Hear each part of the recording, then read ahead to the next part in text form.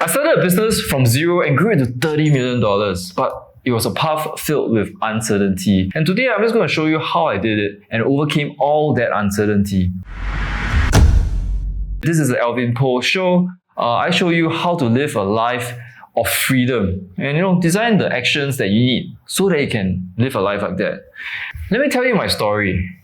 When I was about to graduate from university, both my co-founder and I were the same age, so we faced the same problem. What do? Our peers were graduating, they were getting jobs, they were making, market rate. At a point of time, it was like $4,000 a month. The revenues that we were bringing into the business were barely scratching $2,000. Divided by 2, that was less than $1,000 each after expenses. And it was a very, very precarious situation to be in. We didn't know what to do. It was uncertain, it was unsafe, it was risky. Everyone around us, including our friends, were just telling us, maybe you just find a proper job, maybe you should just apply for something, you'll get you a lot more money. The thing that we were thinking of in our minds as well was that it seemed right. It seemed like we should just find a job, get the experience, and then finally when we were ready, maybe go back into business. I'm glad we didn't do that though, because there's never ever a good time to really get into business. There's never ever a good time to be in business. There's never ever going to be a good time where you have the experience, enough experience to start being an entrepreneur.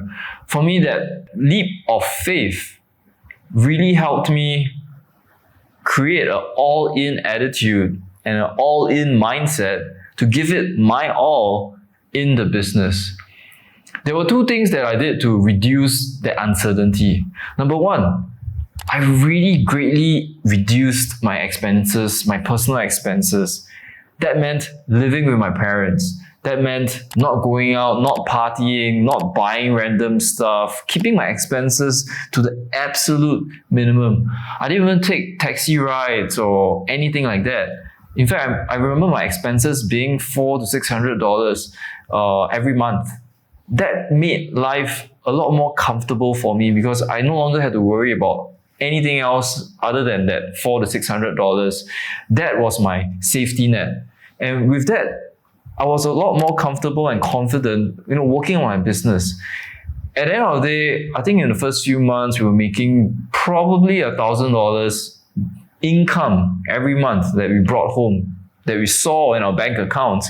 And that was more than enough for me. And I remember proudly telling to my parents one day that my revenues were growing and my income was slowly growing. I was making $1,200 one month. I was making $1,400 another month. Some months down the road, it was slowly increasing. And then I was making $1,600. And that to me was fantastic. All that time though, my expenses remained the same. I still didn't go out. I still didn't eat at fancy restaurants. I didn't buy new toys, a phone or computer or whatever it is. So I became very, very comfortable just working on the business every day. In fact, I think I was pulling 60-hour work weeks. I was working daytime, nighttime, public holidays, weekends. Any free time that I had was just spent on the business, either on marketing and finding new clients, doing sales and making sure that the customers were, we could find new customers and get them to be customers. We could also fulfill on the products and services that we were delivering, making sure that all our customers got great experiences. Everything was handled by my co-founder and myself. So we were juggling multiple hats and making sure that the business continued to run and continued to grow. That allowed us to really make sure that uncertainty, that period of stress, that period of risk was managed, and we were able to grow as a result. Looking back, I think there are 4 P's that helped us shape our journey as entrepreneurs. And the 4 P's were passion, purpose, proficiency, and also pain point. And I think looking back, these were the 4 P's that allowed our business to succeed. Passion. We were very, very motivated by not a passion for web hosting, but the passion that we had to run a service that people were relying on, that people trusted, and that people needed for their business to operate. If our web hosting service wasn't around, they will not be able to find as good a web hosting service anywhere else. Their websites would have downtime. They wouldn't be able to get in touch with people to help them about their emails or their website services. And I think that's something that we saw as something that we were very, very passionate about. The second P is purpose, and that was something that drove us more than anything.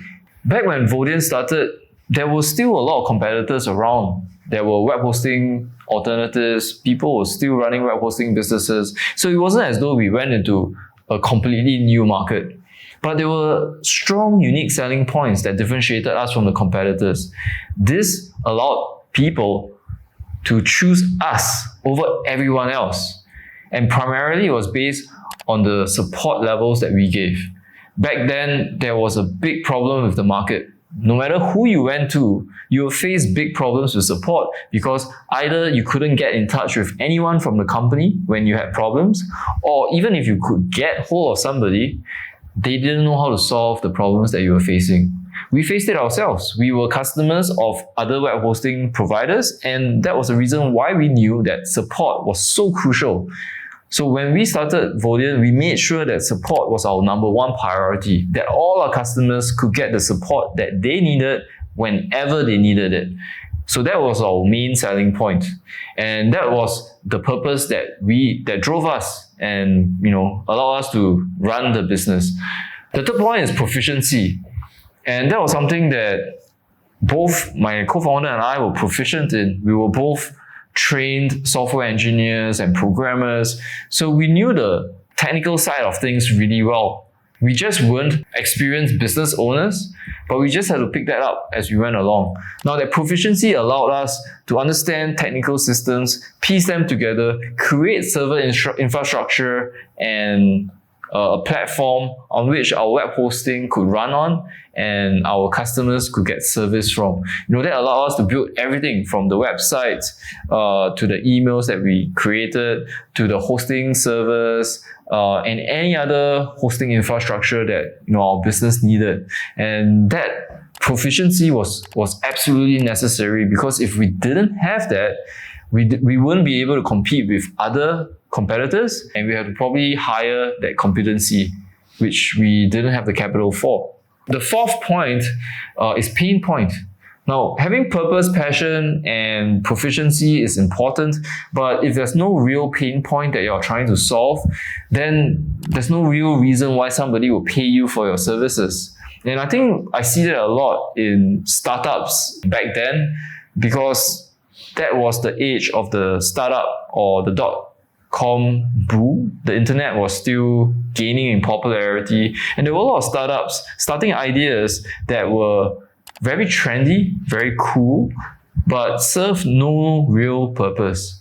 There wasn't anybody, whether it was a business or an individual, that would pay for those services over the long term, which makes for a very, very poor business model.